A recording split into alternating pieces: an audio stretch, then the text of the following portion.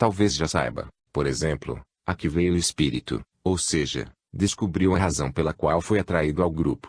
Estamos tentando, digamos, subtrair, de sua influência obsessiva, alguém que nos pediu ajuda.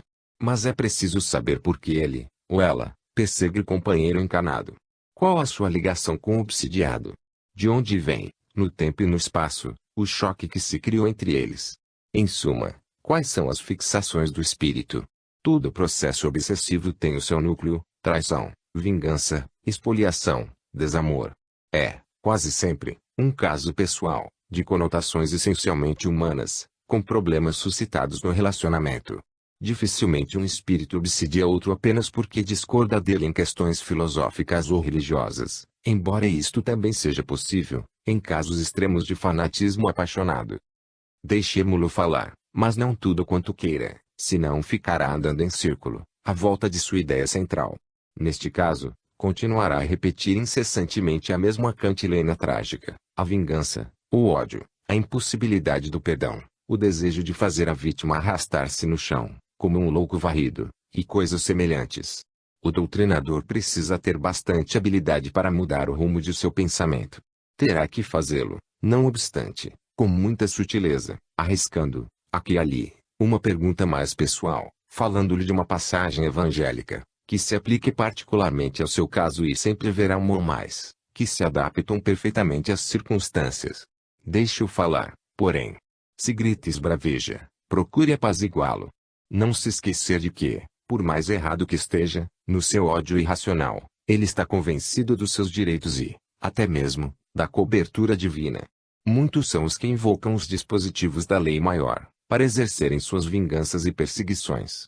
Além do mais, dizem se podem fazer aquilo, é que Deus o permite. Ele não tem poderes para fazê-lo cessar tudo. Por que não exerce tais poderes? Atenção, pois, para essas ideias fixas. Por mais voltas que dê o espírito, mesmo com a intenção consciente de ocultar sua motivação, ele não conseguirá isso por muito tempo. No entanto, é preciso ajudá-lo a quebrar o terrível círculo vicioso em que se debate. Veja bem, ajudá-lo a quebrar, não quebrar, arrancá-lo à força. Ele tem que sair com seu próprio esforço. Ajudar a fazer não é o mesmo que fazer, pelos outros, aquilo que lhes compete realizar. Por outro lado, a fixação é, às vezes, tão pronunciada e tão absorvente, que o espírito não tem condições, sequer, de ouvir o doutrinador, ou, pelo menos, não reage de maneira inteligível a que este lhe diz.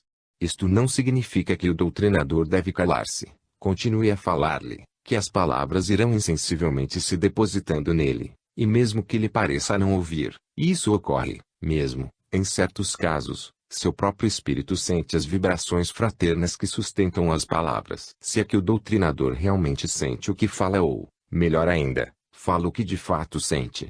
Aguarde-se, pois, o momento de ajudá-lo a sair um pouco de si mesmo. Tem que haver, na sua memória, outras lembranças, outros sentimentos e até mesmo outras angústias, além daquela que constitui o núcleo da sua problemática. Coloque, de vez em quando, uma pergunta diferente, procurando atraí-lo para outras áreas da sua memória. Como, por exemplo, teve filhos? Que fazia para viver? Crê em Deus? Onde viveu? Quando aconteceu o drama? Tem notícias de amigos e parentes daquela época? É claro, porém, que essas perguntas não devem ser desfechadas numa espécie de bombardeio ou de interrogatório. Ninguém gosta de submeter-se a devassas íntimas. Com frequência, os manifestantes reagem, perguntando se estão sendo forçados a processos inquisitoriais. Ou, simplesmente, se recusam a responder. Ou dão respostas evasivas. Respondem. Nem sempre estarão prontos para nos ajudarem a ajudá-los, logo nos primeiros contatos. O processo pode alongar-se por muito tempo, até que adquiram confiança em nós e nas nossas intenções.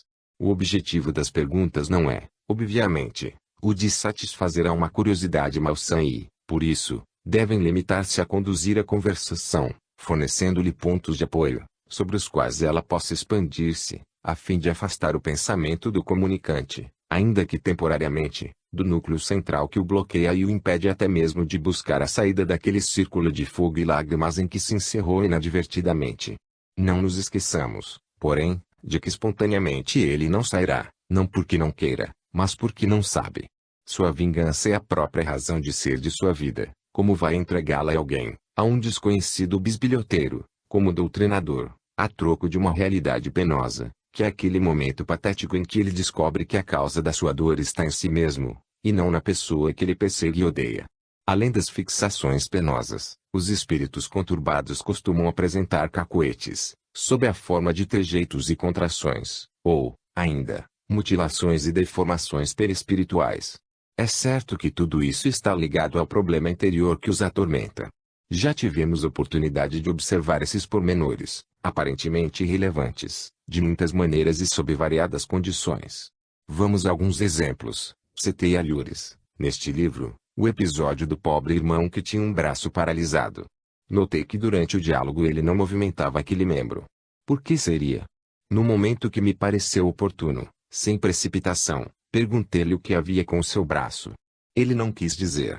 Ou, provavelmente, nem saberia conscientemente a razão, porque costuma funcionar, nestes casos, um mecanismo de defesa, que parece construir uma barricada às nossas costas, para levar-nos a um conveniente esquecimento do passado. Simplesmente esquecemos das causas que nos levaram àquela situação, para poder fixar-nos no objeto do ódio e da vingança. Não sei, ao certo, se ele sabia a razão da paralisia de seu braço. Se sabia, tentava ignorá-la.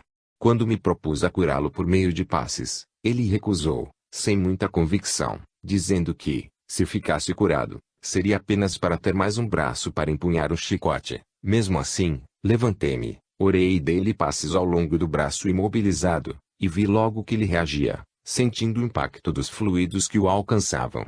E, realmente, ficou bom, voltando a movimentar o braço.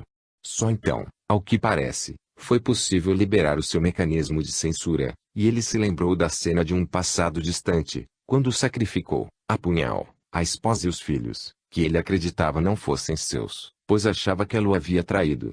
Exposto ao âmago do problema, seu drama resolveu-se. Outro sentia, ainda, a dor aguda de uma lança que o penetrara há séculos, quando terminou uma existência de inconcebíveis desatinos.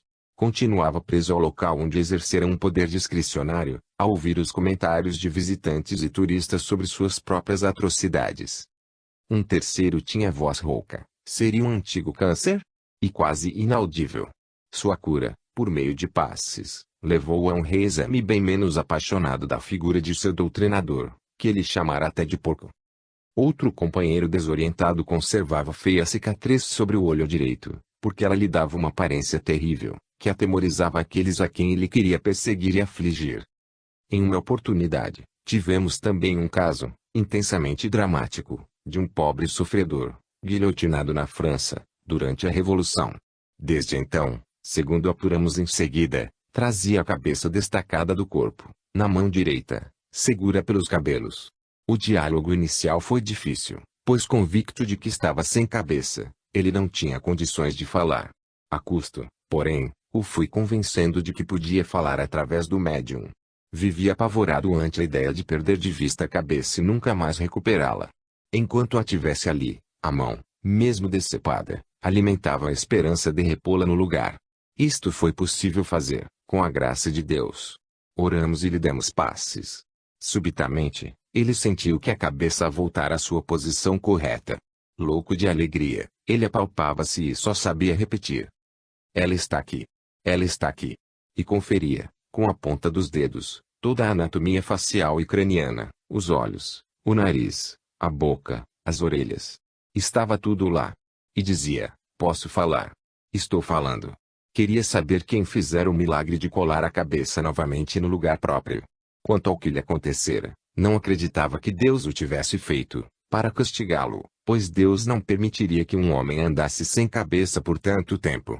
Levo-o cautelosamente para uma introspecção, tentando fazer que ele encontre em si mesmo a razão do seu espantoso sofrimento. Explico-lhe que vivemos muitas existências, embora as esqueçamos. Em alguma de suas vidas anteriores ele encontraria a explicação. Provavelmente, digo-lhe, você andou também cortando a cabeça de alguém. É verdade, isso. Ele se lembra, agora, que eram infiéis a Jeová e, depois de condenados, ele os executava. Reviu até a fila de espera. Casos mais sérios de deformações espirituais exigem o concurso de médiuns especiais, não apenas para recebê-los, por incorporação, como, também, para ajudar na recomposição da forma física, para o que é necessário dispor de algum ectoplasma, além dos passos habituais. Mesmo para o companheiro a que há pouco nos referimos, de cabeça decepada, o concurso de um médium de efeitos físicos foi decisivo. Enquanto lhe dávamos passes, ele parecia absorver os fluidos avidamente, procurando impregnar-se deles, com movimentos aflitivos das mãos. Em outros casos de deformações perispirituais e zoantropia, o médium expeliu realmente grande quantidade de ectoplasma pela boca, o que se percebeu, mesmo sem evidência, pelos movimentos irreprimíveis que fazia como se estivesse vomitando em seco. Ainda falaremos sobre a ectoplasmia nos grupos mediúnicos, porque ela tem outras aplicações, além da, que há pouco mencionamos, de ajudar a reconstituir lesões perispirituais e recompor seres reduzidos a formações animalizadas. Mas o diálogo prossegue. Suponhamos já ter sido possível identificar o núcleo principal do problema. Já descobrimos as razões fundamentais do seu drama. Não obstante, muito falta ainda para dissolver e dispersar aquele núcleo doloroso. Mesmo com tudo isso presente à sua consciência, ele ainda insiste em racionalizar a seu jeito o quadro que se lhe apresenta. Continua a submetê-lo ao seu próprio juízo e invocar o seu direito à cobrança. Já discutimos alguns aspectos teóricos desta questão. Teoricamente, sim, ele pode cobrar. Não que tenha um direito assegurado nos códigos divinos, porque a ideia de direito implicaria, talvez, a da impunidade. Não sei se os juristas que me leiam concordam com isto, mas parece que não podemos ser punidos por exercer uma ação que o direito nos assegura. É claro que não falo aqui no direito humano, em perfeita imitação dos conceitos superiores do direito cósmico, do qual conhecemos as primeiras letras.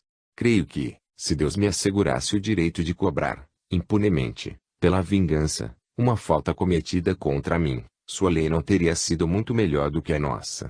Não obstante, tanto numa, como noutra, existe a ideia básica da reparação. A sociedade humana tenta a reparação pelos caminhos da punição, a divina, pela regeneração. O criminoso terreno deve pagar pelo que fez, independentemente do que acontece com aquele a quem ele prejudicou. A lei humana não toma conhecimento da sobrevivência do espírito. A lei divina pede do ser, através de sua própria consciência, que ele se recomponha perante a sua vítima. Ante a lei humana, a prisão ou a indenização redimem o criminoso. A lei divina vai adiante e lhe pede a reconciliação. Mesmo que, em face dos códigos terrenos, ele esteja quite. Por outro lado, a lei humana não leva em conta o fato de que o homem sofre justamente aquilo que está nos seus compromissos kármicos, respondendo por desatinos cometidos. E se não colocamos um ponto final nessa espiral de horrores, ela continuará a abrir-se para baixo e para o futuro, cada vez mais dolorosa e ampla. Dessa forma, não haveria direito líquido e certo de cobrarmos, nós mesmos, as faltas cometidas contra nós, pois que direito é esse, que reabre o ciclo da culpa e nos obriga a pagar aquilo que consideramos simples reparação? Mas, como explicar tudo isso, de forma convincente, ao espírito tumultuado pela paixão da vingança? Como iremos mostrar-lhe a falácia da sua filosofia da reparação? Em muitos casos, ele já está convencido dessa realidade, ou seja, a de que, exercendo a vingança por suas próprias mãos, ele se inscreve novamente como culpado, no tribunal invisível da sua própria consciência. Não importa. Ele quer cobrar, assim mesmo. Quando chegar a hora da dor, ele arcará com as suas responsabilidades, e as sofrerá, diz ele, com prazer, porque pelo menos terá saciado o seu rancor. Não sabe ele, porém, que o rancor não se satisfaz nunca, muito menos pelos caminhos do sofrimento alheio. Por mais absurda que pareça a tese ao vingador, o seu ódio somente se estanca, e somente o libera da sua própria dor, pelo perdão. Sacudido pela tormenta das suas paixões, ele nem percebe que também sofre, e que continua retido, indefinidamente, no processo que ele próprio criou. Se conseguirmos despertá-lo para essas verdades, estaremos começando a ajudá-lo. Nem sempre lhe adianta uma bela pregação moral, sobre as virtudes teológicas do perdão. Ele não se mostrará sensível ao apelo, enquanto não se convencer de que isso é uma realidade irresistível, que o interessa pessoalmente. Às vezes, basta uma pergunta bem colocada, no momento oportuno. Acha ele, por exemplo, que, com mais um século ou dois de rancor, Vai conseguir o que não conseguiu em 2 ou 3. Pretende continuar preso à roda viva da aflição? Por quanto tempo? Não está cansado? Não deseja experimentar ao menos um pouco de paz? Pare e reflita, medite, procure encarar o processo, com objetividade e sangue frio, como se estivesse apreciando um caso, não o seu caso. Porque manter dois espíritos amarrados, vida após vida, revezando-se nas posições de perseguidor e perseguido. Além do mais, a vítima às vezes se lhe escapa irrevogavelmente das mãos pelo próprio sofrimento que lhe é infligido, pelo despertamento de seu espírito, pelo esforço que fazem ajustar-se perante as leis divinas. E então o perseguidor não terá mais como atingi-lo.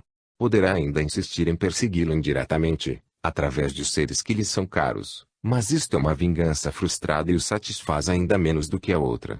Ao longo do tempo ele ficará falando sozinho, na alienação da sua vingança sem objeto. Um dia despertará, afinal, para retomar a sua caminhada. E por que o esperar tantos desenganos, se esse dia pode ser hoje, agora? Linguagem enérgica. Sem dúvida alguma, a tônica do nosso diálogo com os irmãos desnorteados é a paciência, apoiada na compreensão e na tolerância. Nada de precipitações e ansiedades.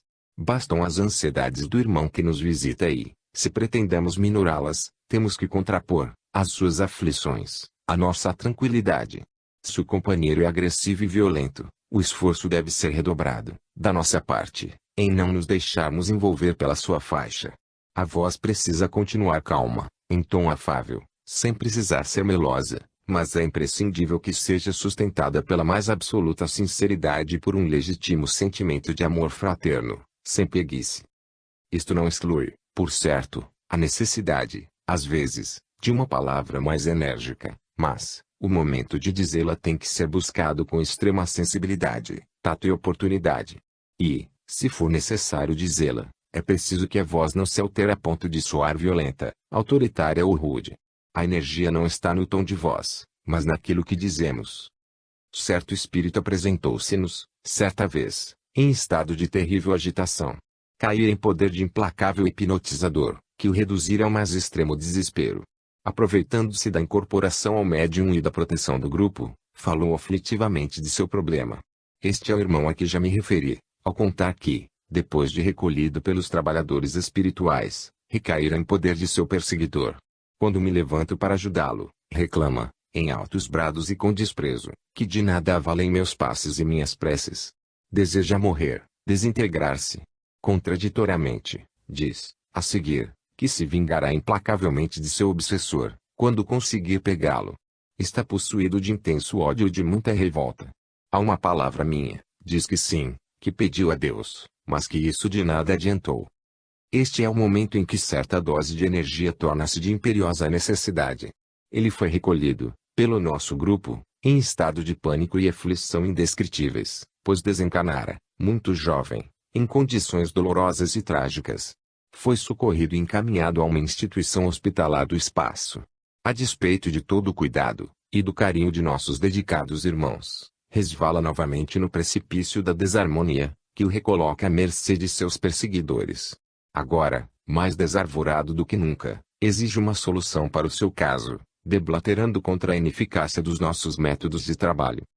É hora de falar-lhe com mais firmeza, ainda que sem o mais leve traço de arrogância, de ressentimento ou de condenação. Ele precisa, ainda e sempre, de compreensão e de esclarecimento, mas tem que reconhecer, também, que Deus não se acha à nossa disposição, para atender a qualquer capricho ou cumprir ordens. Digo-lhe, pois, que ele não pediu a Deus, ele tentou exigir de Deus um imediato alívio para os seus males, que, afinal de contas, são decorrência de suas próprias faltas contra a lei divina. Não é assim que as coisas funcionam. Por outro lado, também não posso lhe tirar a dor, como num passe de mágica. Ele deve convencer-se de que precisa ser mais humilde, mais paciente. A essa altura, porém, seu hipnotizador, que se achava presente, recomeçou a indução, para impedir que ele escapasse novamente do seu poder. Um deles tentou aliciar a atenção de um dos componentes do grupo, uma jovem senhora, explorando sua repugnância por baratas e ratos. Dizia que a sala estava cheia de baratas astrais, que subiam pelo corpo dela, e de ratos que corriam de um lado para outro. Tomou um pequeno lenço, que se achava sobre a mesa, e largou sobre as mãos que ela conservava pousadas sobre os olhos fechados. Ela se manteve firme, e eu também não lhe disse nada, deixando-o brincar um pouco. Durante nossa conversa anterior, confirmada no prosseguimento do diálogo, ele nos dera inequívoca demonstração de capacidade intelectual, poder de oratória, habilidade como argumentador, agressividade e arrojo. Era um líder, um professor de doutrina espírita. A cena com as baratas e os ratos astrais era, no mínimo, incongruente, e revelava desespero, como quem apela para um recurso extremo, quando falham os outros. Percebera, por certo, que não conseguia convencer-nos pela argumentação. Achei, porém, que não era ainda a oportunidade de falar-lhe, mais a sério, sobre os seus recursos. Na reunião seguinte pareceu-me que um momento propício chegara. A certo ponto, desviei sua conversação animada, sobre a doutrina de Kardec, para o problema das baratas. Como é que você, disse-lhe Eutraço, um homem assim inteligente e culto, que se diz líder e mestre, faz uma brincadeira como aquela, de baratinhas e ratinhos astrais? Ele parece ter sido apanhado de surpresa, pensou, talvez, que, como eu deixara passar a ocasião de falar, na sessão anterior, o episódio ficara esquecido. Algo desconcertado, disse-me, evasivamente, como quem se desculpa. Foi o que encontrei aqui. Mas estava evidentemente desbalanceado, e, muitas vezes, um pequeno incidente, como este, facilita-nos o acesso à verdadeira motivação da sua problemática. Mas, não nos esqueçamos, o momento tem que ser oportuno e, para isso, só podemos contar com a intuição, dado que os espíritos que nos ajudam não nos transformam em meros repetidores de suas palavras, eles nos orientam e assistem, mas deixam a nosso critério a condução do diálogo. Raramente interferem e, quando isto se torna imperioso, fazem-no com extrema discrição, limitando-se a transmitir uma pequena informação, para que o próprio doutrinador a desenvolva, com seus recursos. Em casos excepcionais, sob condições especiais, mentores espirituais, presentes, incorporam-se em outros médiuns, para doutrinar o espírito manifestado. É comum, nestes casos, falarem com inusitada energia e firmeza, e, no entanto, sem o menor traço de rancor, de impaciência, de agressividade. Um desses companheiros amados, certa vez disse um basta, com incontestável autoridade, ao espírito que deblaterava com arrogância e impertinência. O problema da palavra enérgica é, pois, extremamente delicado. Se pronunciada antes da hora, no momento inoportuno, pode acarretar inconvenientes e perigos incontornáveis, pois que não podemos esquecer-nos de que os espíritos desarvorados empenham-se, com extraordinário vigor e habilidade, em arrastar-nos para a altercação e o conflito, clima em que se sentem muito mais à vontade do que o doutrinador. Se este topar a briga, estará arriscando-se a sérias e imprevisíveis dificuldades. Não pode, por outro lado, revelar-se temeroso e intimidado. Esse meio termo, entre destemor e intrepidez, é a marca que distingue um doutrinador razoável de um incapaz, pois os bons mesmos são raríssimos. E aquele que se julga um bom doutrinador está a caminho de sua própria perda, pois começa a ficar vaidoso. Os próprios espíritos desequilibrados encarregam-se de demonstrar que não há doutrinadores impecáveis. Muitas vezes envolvem, enganam e mistificam. Se o doutrinador julga-se invulnerável e infalível, está perdido. É melhor passar suas atribuições a outro que, embora não tão qualificado intelectualmente, tenha melhor condição, se conseguir manter-se ao mesmo tempo firme e humilde. A interferência enérgica é, pois, uma questão de oportunidade, precisa ser decidida à vista da psicologia do próprio espírito manifestante, e da maneira sugerida pela intuição do momento. Nunca deve ir à agressividade, à irritação, à cólera, e jamais ao desafio. Qualquer um de nós redobra suas energias, quando desafiado. É humano, é incontestavelmente humano, esse impulso. Quando alguém põe em dúvida que seja, dos nossos mais modestos atributos, tratamos logo de provar que, ao contrário, é naquilo que somos bons. Ademais, seria desastroso recuar, intimidado, depois de uma observação mais enérgica. O espírito perturbado tiraria disto o melhor partido possível, para os seus fins. Uma das muitas armas que manipulam, com extrema habilidade, é a do ridículo. Se caímos na tolice de dizer-lhes algo que não podemos sustentar, ou em que transpareça uma pequena pitada de cinismo, de hipocrisia ou de prepotência, estaremos em apuros muito sérios.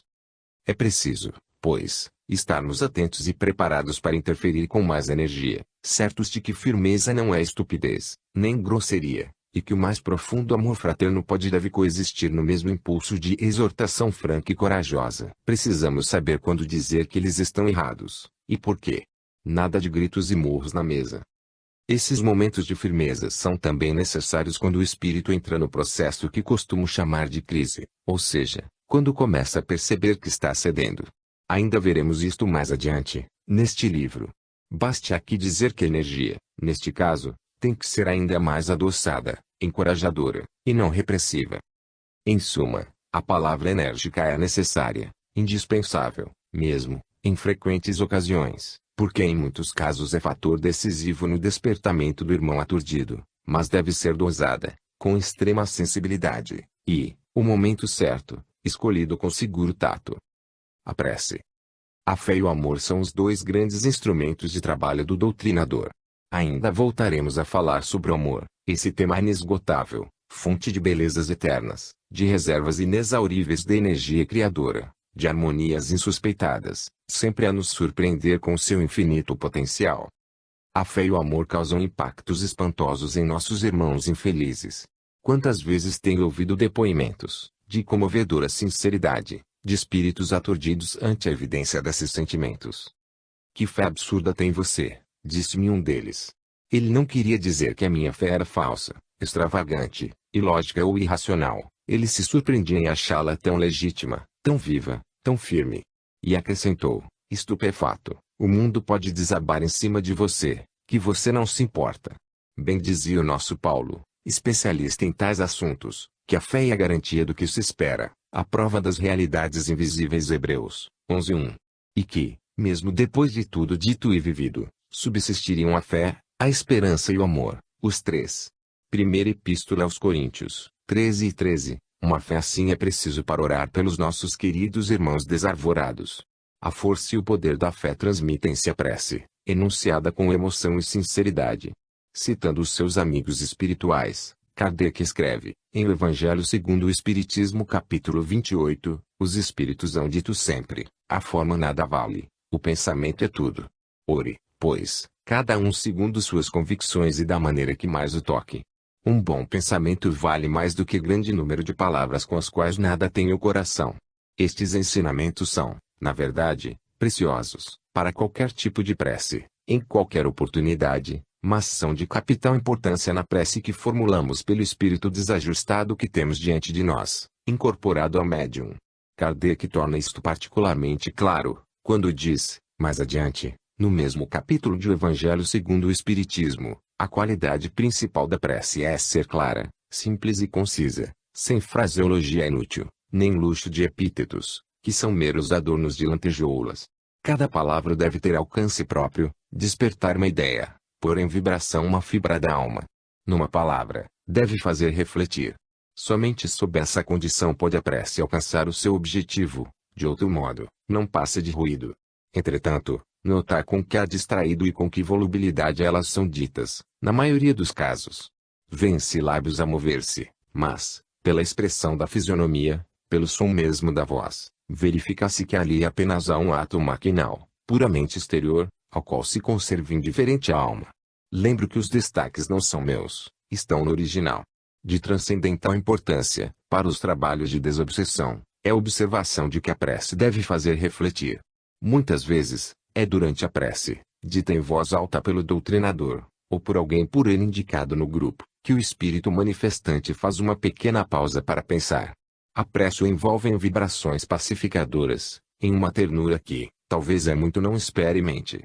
Ela deve ser elaborada em torno da própria temática que o companheiro nos tenha revelado, no decorrer do diálogo conosco.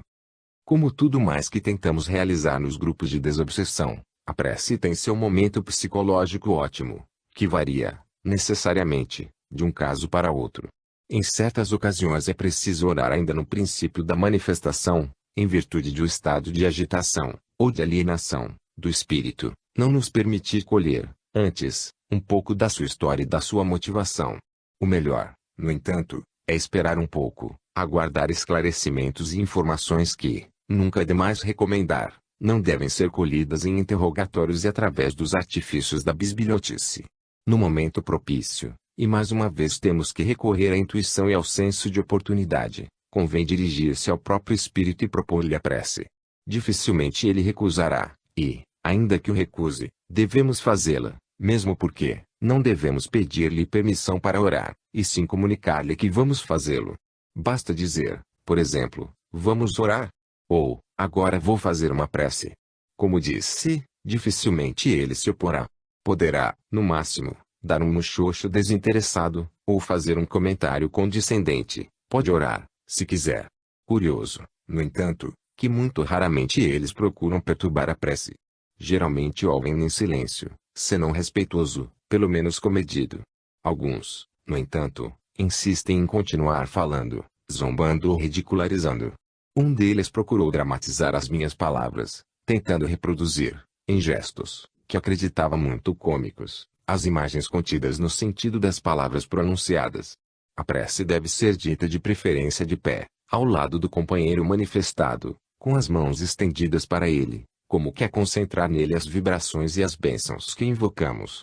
Alguns informam depois, ou durante a prece, que se acham defendidos, protegidos por couraças e capacetes invioláveis, nos quais, esperam eles, as energias suscitadas pela prece não poderiam penetrar. Dirija sua prece a Deus, a Jesus ou a Maria, pedindo ajuda para o companheiro que sofre. Se já dispõe de alguma informação sobre ele, fale especificamente de seu problema, como um intermediário entre ele e os poderes supremos que nos orientam e amparam. Eles se esqueceram, às vezes por séculos, e até milênios, de que esses canais de acesso estão abertos também a eles. Não têm mais vontade, ou interesse, de se dirigirem a Deus. Ou lhes falta coragem, por julgarem-se além de toda a recuperação, indignos e incapazes de projetarem o pensamento a tão elevadas entidades. Em alguns casos, costumam orar não apenas pelo espírito manifestante, mas como se fosse ele próprio, com as palavras e as emoções que ele mesmo escolheria para dirigir-se ao Pai ou a Jesus, se estivesse em condições de fazê-lo. Certa ocasião, muito crítica e importante, a prece foi elaborada como se partindo de nós dois, o doutrinado e o doutrinador, pois estávamos envolvidos muito profundamente em compromissos mútuos.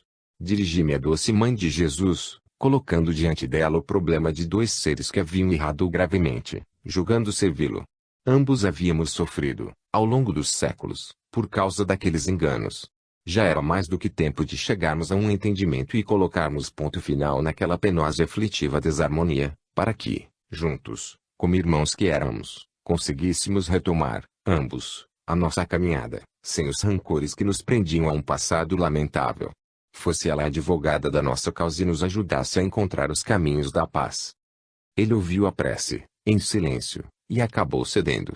São incríveis a força e o impacto de uma prece límpida, pura, singela, escorada na emoção e no afeto. O efeito é milagroso, surpreendente, ainda que nem sempre instantâneo. São muitos os sofredores que se enquistaram de tal maneira atrás de suas defesas e de suas couraças, que precisam de algum tempo para deixarem-se alcançar, a ponto de realizar-se neles o milagre sempre renovado do amor. Estes ainda riem, por algum tempo, da prece, um riso nervoso, sem convicção. Estão com medo, pobres irmãos. Medo da emoção que os leva à crise, e da crise que os leva à dor que os espera ao longo do extenso caminho de volta. Entre continuar numa dor que já conhecem, e que se encontra anestesiada, e entregar-se a outra que desconhecem, preferem ficar como estão. A prece muito contribui para vencer estas últimas inibições e hesitações. Ela os leva a alguns instantes de pausa, no curso dos seus pensamentos habituais. Representa uma experiência da qual se desabituaram, ou com a qual não se acham familiarizados. Alguns deles, quando pedimos para orar conosco, recusam-se, mas não tentam impedir-nos. Outros, quando propomos que eles orem também, desculpam-se desajeitadamente, dizendo que ali não há condições.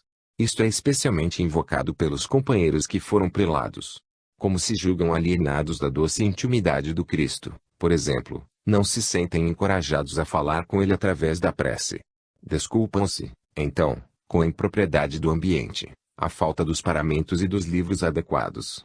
Não são poucos os que continuam, no atormentado mundo espiritual em que vivem, a celebrar suas missas, oficiar os ritos e os sacramentos a que estiveram habituados na vida terrena, mas, no fundo, sabem que aquilo é estranho à simplicidade e à autenticidade do Cristo e de seu Evangelho. Por isso, quando convidados a orar de verdade, sentem-se atônitos e temerosos, embora reagindo, exteriormente, como se não dessem nenhuma importância a qualquer ato de contrição, ou como se somente pudessem exercê-lo com os apetrechos a que se habituaram. Não podemos esquecer-nos de que são muitos os que praticaram, a vida inteira, ou, mesmo, vida após vida, um culto formal e frio, aparatoso e vazio, no qual o coração e a fé não se envolveram. Para esses pobres companheiros desarvorados, até mesmo a prece, manifestação mais pura do diálogo entre o homem e Deus, transformou-se em mero instrumento de poder, esvaziando-se de todo o seu elevado e nobre conteúdo. Com essa prece aviltada e despovoada de emoção, pediram favores insólitos a Deus, ou pronunciaram julgamentos sobre o próximo. Não é de admirar, pois, que ao cabo de tantos desenganos, passem a não crer nela, ou continuem a entender que a prece é para isso mesmo, ou seja, para exigir favores de uma divindade servil, cega e injusta, que nos concede aquilo que não merecemos, ou não concede o que julgamos merecer. A reação, pois, difere de um caso para outro, mas pode ser grupada dentro de classificações mais ou menos didáticas, como acima esboçado. Há, pois, os que se comovem, os que a ouvem, em respeitoso silêncio, mas ainda precisam de tempo, os que a ridicularizam, porque temem seus efeitos, os que se recusam a dizê-la, por julgarem-se indignos, ou não necessitados, e os que se acham de tal maneira alienados, que oram até mesmo com certa veemência, convencidos de que Deus, ou o Cristo, virá imediatamente em seu socorro, para livrá-los da situação em que se encontram, diante de um doutrinador impertinente. Um deles tomou a iniciativa de pedir-me para orar. Disse-lhe que não me cabia autorizar um ato desses, por me faltar autoridade para fazê-lo. Ele ainda comentou a minha atitude, algo surpreso, e preparou-se para orar. Recolheu-se a uma postura correta, juntando as mãos em frente dos olhos fechados do médium, aguardou alguns momentos de silêncio respeitoso e se pôs a orar a Jesus, com muita veemência. Falava em nome da equipe humilde do Cristo, e nada pedia para eles próprios, porque o Cristo sabia de suas necessidades e aspirações, mas pedia para nós, os componentes do grupo, que estávamos muito necessitados de socorro e orientação. Sua prece era um tanto oratória e, de fato, depois nos deu uma demonstração de seus recursos de pregador, falando com entusiasmo e brilho, a uma plateia invisível a nós. É possível que ele fosse sincero no seu apelo, porque o fanatismo é, às vezes, de intensa e desastrosa sinceridade, mas, no seu caso, continuei com a impressão de que aquele era apenas mais um dos inúmeros mecanismos usados para a fuga. Na profunda intimidade do seu ser, ele deveria realmente acreditar que era um excelente trabalhador do Cristo, a quem orava com todo o fervor. Enquanto isso, estava ao abrigo de suas próprias contradições íntimas, de suas responsabilidades maiores, e continuava a negacear diante da difícil decisão de abandonar o poder e a glória, descer do pedestal de grande mestre, ou líder, para voltar a ferir os pés descalços, pelos caminhos espinhosos da recuperação, de coração sangrando, espicaçado pelo remorso. Sendo, pois, a fé, a garantia do que se espera e a prova das realidades invisíveis, a prece é o convite para que a esperança se realize em nós, ou diante de nós. A prece é o instrumento do amor grande e puro de que nos falou o Cristo, é por ela que a caridade nos faz agentes da divindade. É com trema por ela que conseguimos alçar o nosso espírito, aprisionado ainda no erro, às culminâncias da esperança. Paulo apresentou juntos a fé, a esperança e o amor. A prece nos liga porque, apoiada na fé, contempla a esperança e ajuda-nos na doação do amor. O passe. A técnica do passe magnético, nas sessões de desobsessão, merece algumas observações específicas. Tão difundida está hoje, pelo menos no Brasil, a ideia do passe, que até os dicionários comuns contêm definições aceitáveis dele, como, por exemplo, o de Caldas Aulete e o da Academia Brasileira de Letras, organizado pelo professor Antenor Nascentes, que dizem basicamente a mesma coisa. Passes, PL. Passagens que se fazem com as mãos por diante dos olhos de pessoa que se pretende magnetizar, ou sobre a parte doente da pessoa que se pretende curar por força mediúnica. É certo que definição não cobriu todo o campo de ação do passe, mas, que mais se poderia exigir de um dicionário não especializado em fenomenologia espírita? André Luiz, informando sobre o passe, do ponto de vista da medicina humana, declara, em Evolução em Dois Mundos, capítulo 15. Pelo passe magnético, no entanto, notadamente aquele que se baseia no divino manancial da prece, a vontade fortalecida no bem pode soerguer a vontade enfraquecida de outrem, para que essa vontade, novamente ajustada à confiança, magnetize naturalmente os milhões de agentes microscópicos a seu serviço, a fim de que o estado orgânico, nessa ou naquela contingência, se recomponha para o equilíbrio indispensável. Pouco antes, dissera ele que, toda queda moral, nos seres responsáveis, opera certa lesão no hemisfério psicossomático, ou perispírito, a refletir-se em desarmonia no hemisfério somático ou veículo carnal, provocando determinada causa de sofrimento. Retomando o tema, em Mecanismos da Mediunidade, observa ainda, esse mesmo autor espiritual, que o passe é sempre valioso no tratamento devido aos enfermos de toda classe, desde as crianças tenras aos pacientes em posição provecta na experiência física, reconhecendo-se no entanto, ser menos rico de resultados imediatos nos doentes adultos que se mostrem jungidos em consciência temporária, por desajustes complicados do cérebro. Esclarecemos, porém, que, em toda situação e em qualquer tempo, cabe ao médium passista buscar na prece o fio de ligação com os planos mais elevados da vida, porquanto, através da oração, contará com a presença sutil dos instrutores que atendem aos mistérios da providência divina, al utilizarem os recursos para a extensão incessante do eterno bem. Observamos que os textos aqui reproduzidos referem-se especificamente ao passe curador, aplicado em seres encarnados. Como sabemos, porém, o passe é utilizado também para magnetizar, provocando, nesse caso, o desdobramento do perispírito, e até o acesso à memória integral e consequente conhecimento de vidas anteriores, segundo experiências de Albert de Rochas, reiteradas posteriormente por vários pesquisadores. A literatura sobre o passe magnético é vasta, mesmo fora do âmbito estritamente doutrinário do espiritismo, de vez que o magnetismo foi amplamente cultivado na Europa, no século passado, principalmente na França. Poucos estudos existem, ao que sabemos, sobre o passe aplicado aos seres desencarnados, não apenas para fins curativos de disfunções perispirituais, como para provocar a regressão de memória. Parece, no entanto, lógico inferir que o mecanismo é idêntico ao passe aplicado em seres encarnados. Os ensinamentos de André Luiz permitem-nos concluir assim, quando informam que o passe magnético, apoiado na prece, constitui poderoso fator de reajustamento para os desencarnados cujos perispíritos se acham lesados em decorrência de quedas morais. O perispírito, como veículo da sensibilidade intermediário entre o espírito e o ambiente em que vive, está presente, tanto no encarnado como no desencarnado. Sua estrutura, embora mais sutil no outro campo vibratório, é similar à do corpo físico, pois é ele o modelador da nossa organização material. Dessa forma, o espírito desencarnado, incorporado ao médium, torna-se facilmente acessível ao passe magnético e, portanto, aberto aos benefícios que o passe proporciona. Na prática da desobsessão, tenho tido a oportunidade de observar as possibilidades e recursos do passe sobre companheiros desencarnados e creio poder contribuir com algumas observações, ainda que preliminares, mas bastante encorajadoras.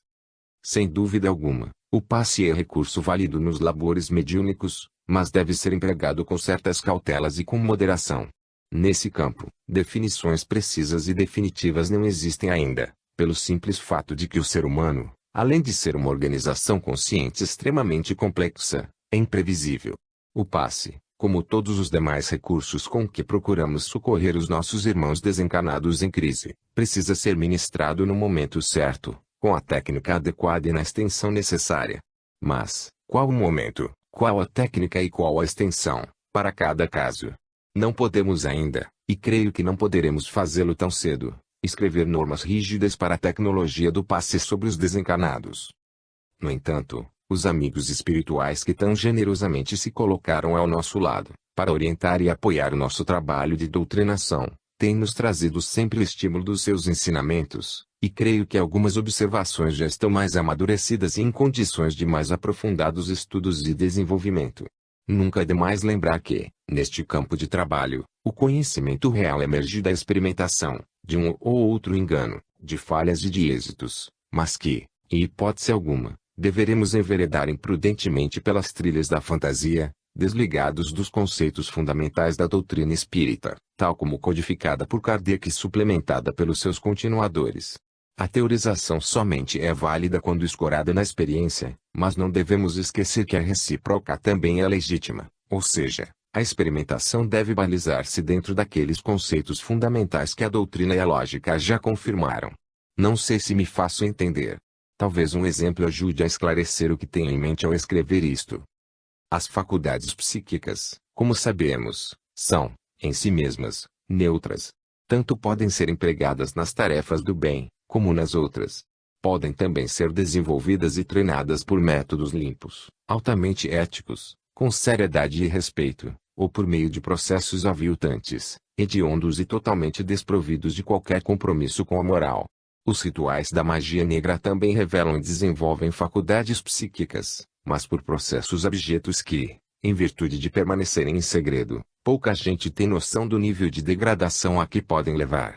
É fácil imaginar que tipo de mediunidade e que pactos sinistros emergirão desses métodos sinistros, e que tenebrosos compromissos acarretarão para o espírito. Em contraposição a tais processos, a identificação da mediunidade em potencial e o seu desenvolvimento, em termos de doutrina espírita, devem resultar de cuidadoso planejamento, estudo metódico e prática bem orientada, mesmo porque, qualquer trabalho mal orientado, nesta fase, pode criar vícios de difícil erradicação posterior. Creio que princípios gerais semelhantes a esses aplicam-se também ao estudo do passe, nas sessões de desobsessão. Ele é realmente o recurso válido e potente, no trato dos nossos irmãos desencarnados. Sua técnica, não obstante, precisa ser desenvolvida com muita prudência e seriedade. A primeira norma que poderíamos lembrar é a de que não deve ser aplicado a qualquer momento, indiscriminadamente, e por qualquer motivo. O passe provoca reações variadas no ser humano, encarnado ou desencarnado. Ele pode serenar ou incitar, condensar ou dispersar fluidos, causar bem-estar ou incômodo, curar ou trazer mais dor, provocar crises psíquicas e orgânicas, ou fazê-las cessar, subjugar ou liberar, transmitir vibrações de amor ou de ódio, enfim, construir ou destruir.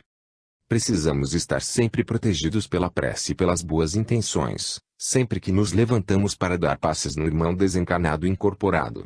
Mas, para que dar passes?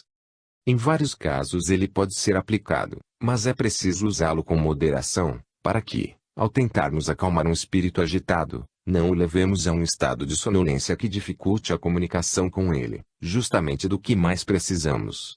Se temos necessidade de dialogar, para ajudá-lo, como vamos entorpecê-lo a ponto de levá-lo ao sono magnético?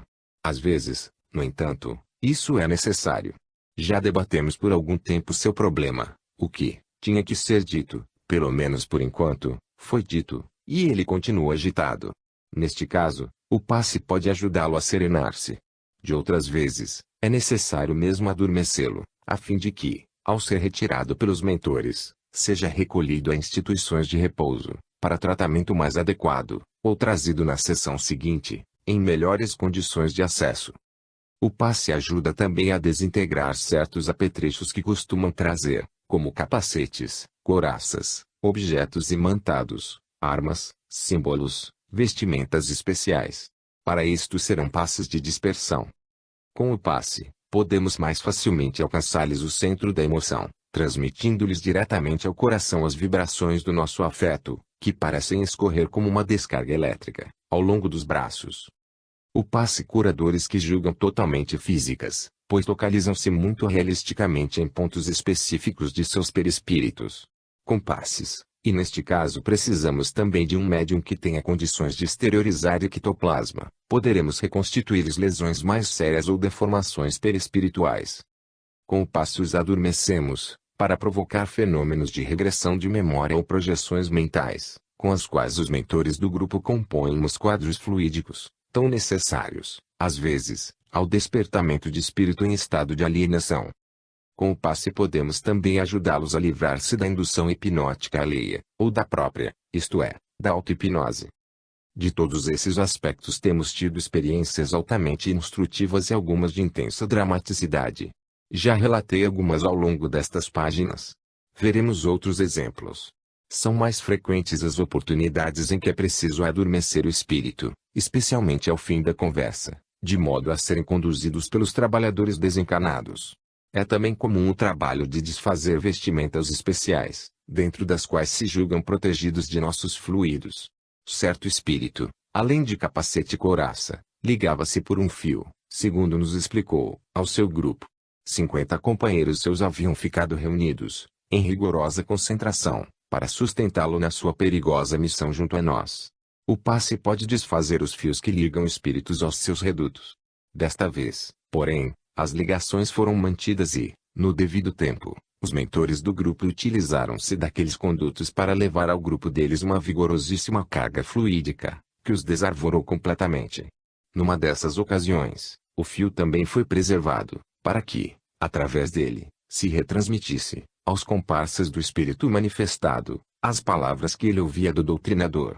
Com mais frequência do que seria de supor-se, somos instruídos a provocar a desintegração de objetos e apetrechos, como no caso daquele que nos trouxe, para fins muito bem definidos, um invisível prato de sangue, que depositou sobre a mesa. São também constantes os fenômenos de regressão de memória, quase sempre reportando-se a vidas anteriores, nas quais se escondem núcleos de problemas afetivos. O passe ajuda os espíritos, a despeito deles mesmos, nesses mergulhos providenciais no passado, mas nem sempre necessariamente em vidas anteriores. Lembro-me, a propósito, de um doloroso e comovente caso. O espírito era agressivo, violento e de dificílima abordagem. Seu problema central é a mãe. Tem-lhe ódio mortal. Ao que parece, destacou-se na vida, mas nunca pôde esquecer-se de suas origens e perdoar a progenitora por ter sido uma pobre e infeliz peixeira do cais. Quando vê diante de seu espírito de sua mãe, de braços estendidos, grita-lhe impropérios terríveis, manda de volta ao cais, ameaça abater-lhe e humilha de todas as maneiras. Creio que ele não conheceu o pai, segundo diz, sofreu humilhações na escola, por causa de sua vida miserável, numa época de preconceitos muito severos. Ajudados por nossos passes, os amigos espirituais fazem com ele uma regressão de memória, até a infância, quando, muito pequeno, ainda aceitava a mãe, porque dependia dele e a consciência do seu drama interior estava adormecida. Ele se tornou sonolento e, com voz mansa, começou a chamar pela mãe, até que adormeceu sobre a mesa e foi retirado. Na semana seguinte, voltou novamente com todo o ímpeto, agora agravado pelos ardis que utilizamos contra ele, na sessão anterior. Ainda muito difícil, está pelo menos em condições de ouvir melhor o que lhe digo. Começo a pedir-lhe que procure compreender a mãe. Ele sabe que o espírito é imortal e que vivemos muitas vidas. Por que razão teria ele, por exemplo, escolhido aquela mãe, e não outra? É porque já estava ligado a ela anteriormente. Ademais, sabia ele das obsessões de que ela fora vítima. Foi isto, precisamente, que rompeu o dique das suas emoções represadas. Ele próprio fora seu obsessor, enquanto ela se encontrava na carne e ele permanecia no mundo espiritual. A sua reencarnação através dela foi um recurso da lei divina do reajuste, necessário a ambos. Num flash doloroso, ele compreendeu todo o seu drama terrível e entrou numa tremenda crise de remorso. Ao cabo de uma longa conversa, e agora é o momento em que o doutrinador precisa de maior sensibilidade ainda, ele é novamente adormecido e levado. Em suma, o passe tem importante lugar no trabalho mediúnico, mas precisa ser utilizado com prudência e sob cuidadosa orientação dos trabalhadores desencarnados. Não deve ser empregado para atordoar o manifestante, exatamente quando precisamos de sua lucidez para argumentar com ele sobre o seu problema, mas, às vezes, precisa ser aplicado exatamente para serená-lo e prepará-lo para outra ocasião, em que se apresentará mais receptivo. Tenho perfeita consciência das dificuldades que o problema oferece e do embaraço em que me encontro para ser mais específico na formulação de observações concretas e de normas de ação mais definidas. Em assuntos dessa natureza, é melhor confessar a escassez de conhecimentos do que arriscar-se a ditar regras que não estão nitidamente definidas pela experiência. Se posso sugerir alguma coisa, é que exercitem com parcimônia o recurso do passe em espíritos desencarnados e observem atentamente seus efeitos e possibilidades. Um dia saberemos mais acerca desse precioso instrumento de trabalho, no campo mediúnico. Recordações do passado. Somos o nosso próprio passado. Dormem soterradas nos tenebrosos porões do inconsciente as razões das nossas angústias de hoje, tanto quanto estão em nós as conquistas positivas, que lutam por consolidar-se na complexidade da nossa psicologia. tentando suplantar os apelos negativos que insistem em infelicitar-nos. Estamos a caminho da redenção quando damos apoio consciente às tendências do bem em nós, quando estimulamos, com as nossas lágrimas, e cultivamos, com amor e sofrimento, as sementeiras da paz. Se, ao contrário, nos deixamos dominar pelas sombras que trazemos no íntimo, paramos no tempo, enquanto se aprofundam em nós as raízes do desequilíbrio, no terreno fértil das paixões que julgamos tragicamente indomáveis, quando são, simplesmente, indomadas. É preciso saber que cabe a nós, e a ninguém mais, domá-las, mas, enquanto nos apraz o erro, todo o nosso esforço é posto na tarefa inglória de manter soltas as paixões, e presas as recordações. São de incontestável importância estas noções, no trabalho de desobsessão. Para o espírito atormentado pelos seus desequilíbrios, o futuro não importa, o passado não interessa e o presente é a única realidade que aceitam e manipulam livremente, segundo os impulsos do momento. Comprimidos numa estreita faixa de presente, que procuram viver com toda a intensidade possível, entre um futuro que ainda não existe e um passado que procuram ignorar, esquecem-se de que não poderão, jamais, fugir às suas responsabilidades e compromissos.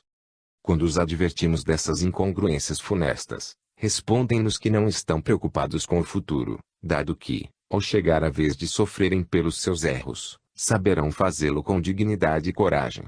Esperam, naturalmente, ser tão valentes perante a dor própria, quanto são perante a alheia.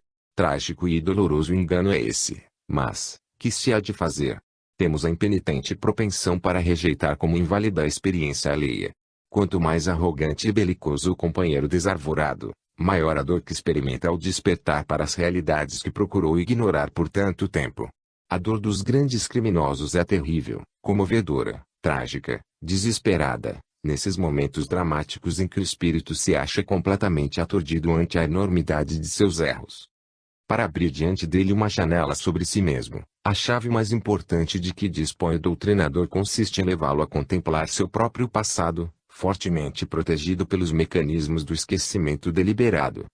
Talvez por isso escreveu Schoenhache, na abertura de O Nazareno, não o poder de recordar, e sim o poder de esquecer, constitui uma das condições necessárias à nossa existência. O escritor judaico não positivou no livro a sua crença na reencarnação, embora seja essa a temática de que se utilizou para elaborar a sua história, mas não se pode negar a sua intuição da verdade. É precisamente por isso que a sabedoria divina determinou que se apagasse em nós, ao tomarmos novo estágio na carne, a lembrança das existências anteriores. Que seria de nós, se fôssemos obrigados a viver sob o tropel das pungentes recordações de antigos e medonhos erros? É preciso, no entanto, distinguir bem uma coisa da outra. O esquecimento proporcionado ao espírito, na fase da reencarnação, é uma bênção, uma concessão, para que ele tente a reconstrução de si mesmo, como se estivesse momentaneamente desligado das suas culpas, embora ainda responsável por elas, com a finalidade de conceder-lhe todas as oportunidades, e colocar à sua disposição os melhores instrumentos. O esquecimento do passado constitui dádiva preciosa, que nem sempre ele sabe avaliar.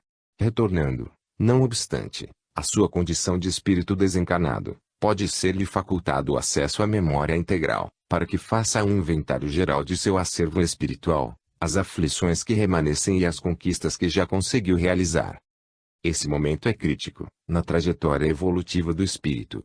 Novamente se vê ele numa das inúmeras encruzilhadas da vida. Por um lado, poderá prosseguir no áspero caminho da redenção, conseguiu abrandar algumas arestas mais contundentes do seu caráter e desenvolver umas poucas virtudes embrionárias. É seguir em frente, em nova aventura na carne, depois de uma pausa, para refazer-se, no mundo espiritual. É certo que, por aí dificilmente ele irá à glória imediata, ainda que efêmera, ou ao poder, que talvez ainda o fascine. É mais certo que continue o percurso da dor, da renúncia, dos desenganos, porque a redenção ainda vem longe, para aquele que muito errou. Do outro lado, está o caminho aparentemente mais fácil e certamente mais convidativo do adiamento. Ficam para depois as conquistas sobre nós mesmos. Vamos primeiro gozar a vida, dominar o semelhante, assambarcar o poder, acumular riquezas materiais, viver, enfim, intensamente, irresponsavelmente, alegremente. Depois, veremos como acertar essas contas com o que, por largos séculos ou milênios, teimamos em chamar de destino. É aquele que opta por este caminho, que também decide pelo esquecimento. Suas angústias são muitas, seus remorsos extremamente penosos, e ninguém pode gozar a vida com esse lastro de aflições. O melhor, mesmo, é esquece-las, sepultá-las, ignorá-las, como se o passado não existisse mais em nós, e o futuro nunca fosse existir. Dentro dessa lógica atormentada, encerra-se o espírito endividado num círculo